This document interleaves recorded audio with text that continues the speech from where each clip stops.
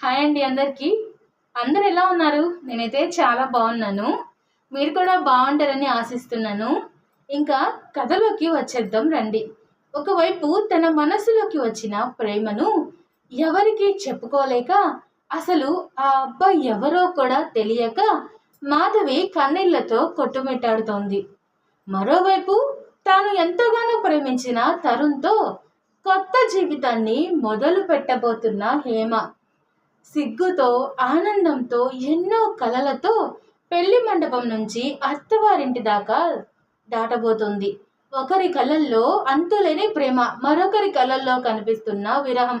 ఒకరికి తన ప్రేమ అయితే దొరికింది, మరొకరికి మాత్రం తాను ప్రేమించిన మనిషి ఎక్కడున్నాడో కూడా తెలియదు. కానీ ప్రేమ కథల్లో కొన్ని బంధాలు మనం వెతక్కుండానే మన దగ్గరికి వస్తాయి అంటారు కదా. కొందరు మనుషులు మన జీవితంలోకి వచ్చేది యాదృచ్ఛికంగా అయితే కాదు కదా, ఏదో ఒక కారణంతో ఖచ్చితంగా వస్తారు. మాధవి జీవితంలోకి వచ్చిన ఆ అపరిచితుడు నిజంగా ఎవరంటారు?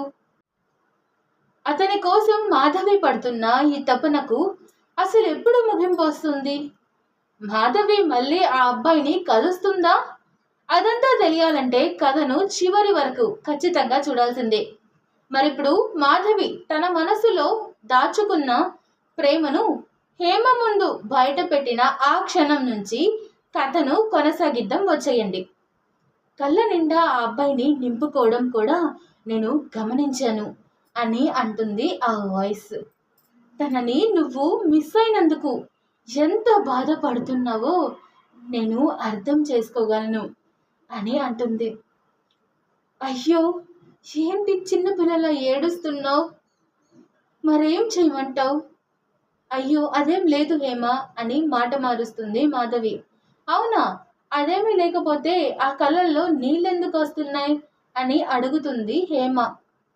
దాంతో ఇంకా ఏడుపు ఆపుకోలేక తనని కౌగిలించుకొని ఏడ్చేస్తుంది మాధవి. తనని చూడగానే తను నా కోసమే పుట్టాడు అని అనిపించింది.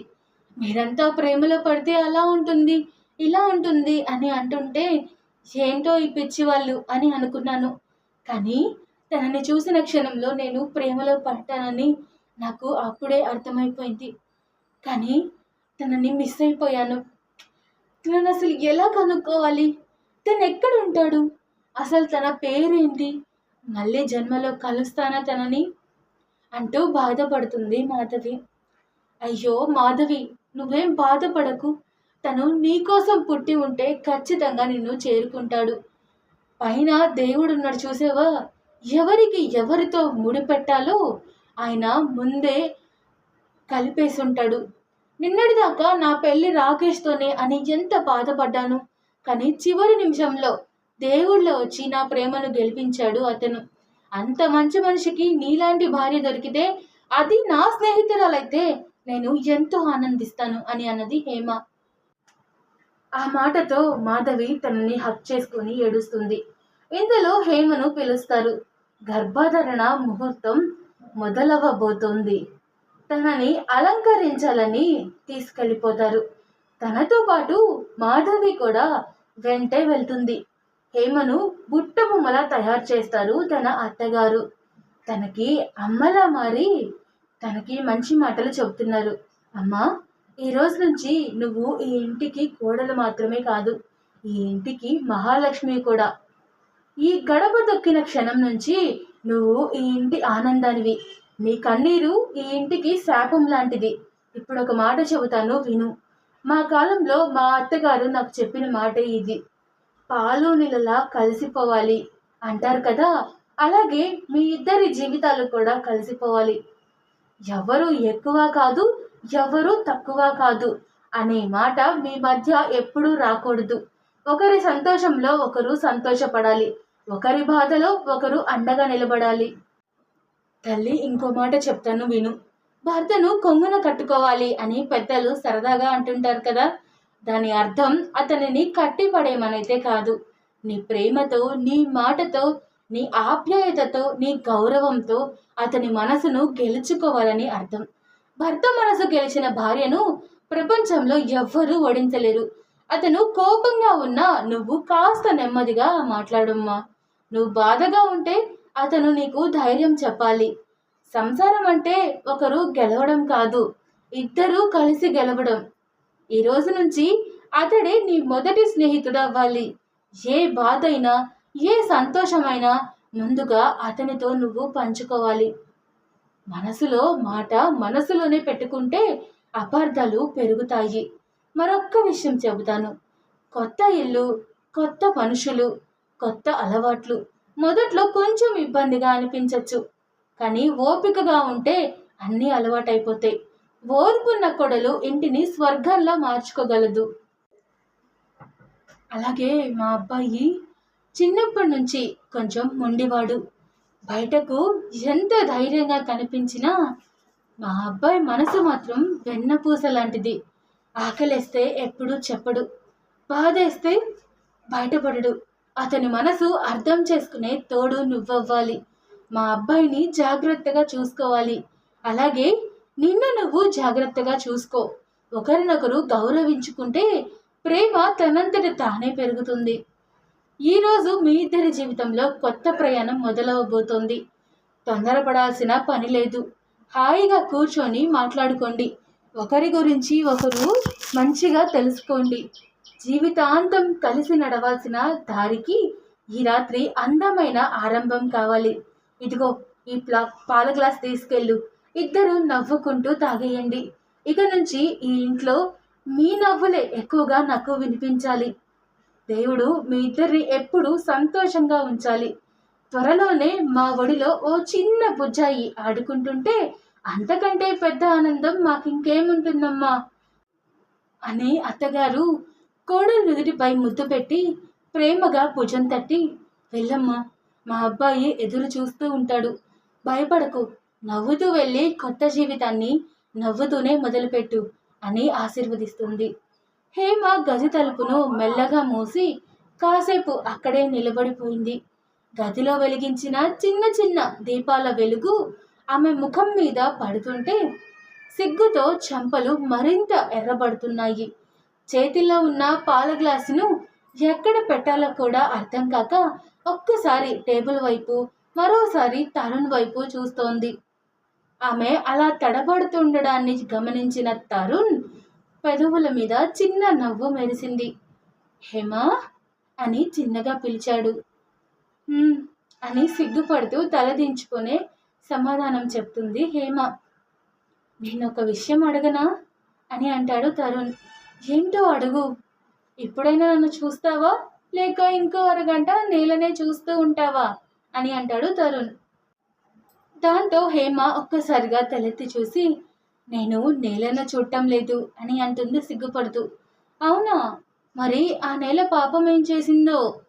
వచ్చినప్పటి నుంచి దాన్ని చూస్తున్నావు అని అంటాడు తరుణ్.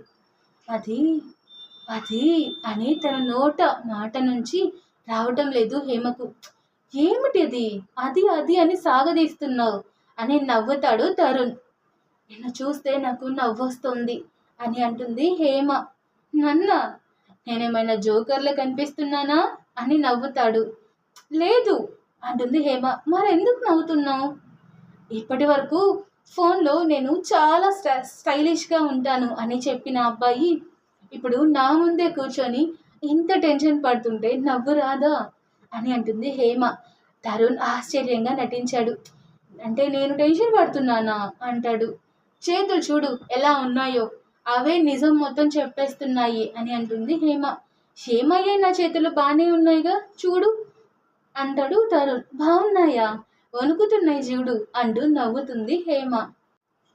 తరుణ్ వెంటనే చేతులు వెనక్కి దాచుకుంటూ, అది ఏసీ చల్లగా ఉంది కదా అందుకే అని మాట మారుస్తాడు. అబ్బో, బయట 40 డిగ్రీల వేడి, లోపల నీకు చలిగా ఉందా అని తన వైపే చూస్తూ అంటుంది హేమ. ప్రేమలో ఉన్న వాళ్ళకి సీజన్లు వేరుగా ఉంటాయిలే అని కన్ను కొడతాడు తరుణ్. ఛీ, ఇలాంటి డైలాగులు ఎక్కడ నేర్చుకున్నావు అంటూ సిగ్గుపడుతుంది హేమ. నీకోసమే ప్రాక్టీస్ చేస్తున్నా అంటాడు తరుణ్. హేమ నవ్వు ఆపుకోలేక పక్కనే ఉన్న దిండుతో మెల్లగా అతని భుజం మీద కొడుతుంది. అయ్యో అని అరుస్తాడు తరుణ్. ఏమైంది అంటూ కంగారుగా వస్తుంది హేమ. పెళ్ళైన మొదటి గంటల్లోనే భర్త మీద దాడా అంటూ నవ్వుతాడు. ఇది దాడి కాదు, నీకు వార్నింగ్ ఇస్తున్నా అంటుంది. అంటే ఏంటోయ్, ఇక మీదట ఎక్కువ అల్లరి చేస్తే ఇలాంటివి ఇంకా ఉంటాయి అంటుంది హేమ. అమ్మో, ప్రేమిస్తున్నప్పుడు ఇంత మంచిగా నటించింది ఎవరు? ఇప్పుడేమో సిగ్గులేని మాటలు మాట్లాడుతున్నావు అని అంటుంది హేమ. అప్పుడు నువ్వు నా ప్రేయసివి, ఇప్పుడు నువ్వు నా భార్యవి. భార్యతో ఎలా మాట్లాడాలో అలాగే మాట్లాడాలి అంటూ మళ్ళీ కన్ను కొడతాడు. ఛీ పో తరుణ్, మరి చిన్న పిల్లల్లా బిహేవ్ చేస్తున్నావు అంటూ తనకి దొరకకుండా పరిగెడుతుంది హేమ. ఏ హేమ, ఆగు, అలా దొరకకుండా ఊరిస్తావేంటి నన్ను అని, నిన్ను పట్టుకుంటా ఖచ్చితంగా నేను అని పట్టుకొని నిన్ను ముద్దులతో ముంచేస్తా అంటూ పరిగెడతాడు తరుణ్. ఆశ దోష, నేనేం నీకు దొరుకుతానా అంటుంది హేమ. అబ్బా ప్లీజ్ బంగారం దొరుకురా అంటాడు తరుణ్. లేదు లేదు, నన్ను పట్టుకోవాలి అంటే పరిగెడుతుంది. అలా ఇద్దరు పరిగెడుతూ అక్కడ ఉన్న దిండ్లు పూలు ఒకరి మీద ఒకరు విసిరేసుకుంటూ గది మొత్తం చిందరవందర చేసేస్తారు. ఇంతటితో ఈ కథ ముగిస్తుందండి. ఈరోజు భాగంలో హేమ తరుణ్ల మధ్య ఉన్న ప్రేమ, వాళ్ళ చిన్నపాటి అల్లరి మీ అందరి ముఖాల్లో కూడా ఒక చిన్న చిరునవ్వు తీసుకొచ్చి ఉంటుందని అనుకుంటున్నాను.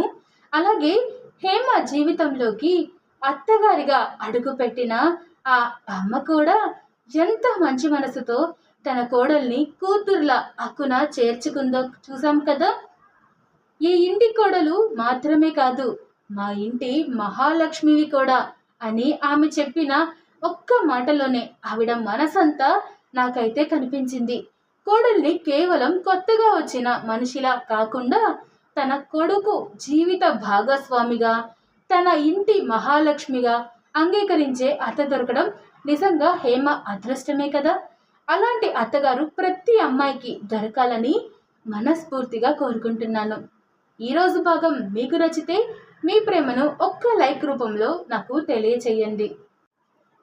అలాగే హేమ తరుణ్ల ప్రేమలో మీకు నచ్చిన సన్నివేశం ఏంటి, లేదా హేమ అత్తగారు చెప్పిన మాటల్లో మీ మనసుకు బాగా నచ్చిన మాట ఏది, అది తప్పకుండా కామెంట్లో నాకు తెలియచేయండి.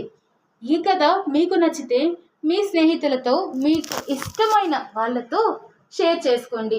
మీ ఒక్క షేర్ వల్ల ఈ కథ మరింత మందికి చేరే అవకాశం ఉంటుంది. ఇలాంటి మరెన్నో అందమైన కథలు, ప్రేమ కథలు, భావోద్వేగాలు, ఊహించని మలుపులతో మీ ముందుకి తీసుకురావడానికి మన ఛానల్ను ఇప్పుడే సబ్స్క్రైబ్ చేసుకొని మన కథల ప్రయాణంలో మాతోనే ఉండండి. అలాగే మా కుటుంబంలో ఒక భాగం అవ్వండి. మీరు ఇచ్చే ప్రతి లైక్, మీరు రాసే ప్రతి కామెంట్, మీరు చేసే ప్రతి షేర్, మీరు ఇచ్చే ప్రతి సబ్స్క్రైబ్ మాకు మరో మంచి కథను మీ ముందుకి తీసుకురావడానికి ఇచ్చే ప్రోత్సాహమే.